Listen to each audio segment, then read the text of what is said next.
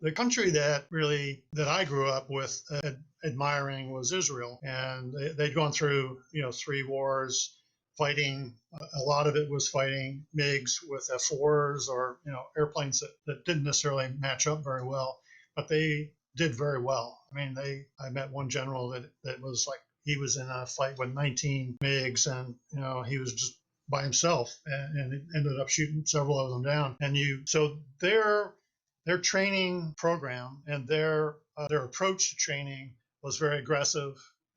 That's the Israelis, and they became very successful at it. I think that's true today, with that same sort of mindset. Now, I'll tell you, and this is probably when I was the CO. We used to go and do exchanges with them, with the Israelis, and we'd find out what's going on well and what's going on bad. And so within an exchange I'd had maybe 10 years ago, 10 years before 90, so it was in the 80s, with the Israelis, and trying to glean their training approach and what they were really doing to become so good in terms of kill ratios and such. Really had a lot to do with their merit system. So if you looked into the way they trained, they had a command level, a chain of command in terms of who was running the squadron, but they went out and fought each other and kept track.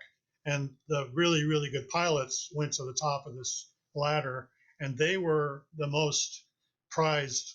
They were the winners of this sort of ranking. They weren't in charge, but they were the best. And so it became, it became apparent that motivating folks to have this, to be better, was a positive. In other words, that you could get a positive outcome just because someone wanted to raise up to the top of this ladder. So the ladder approach was effective in increasing the overall readiness of the squadron.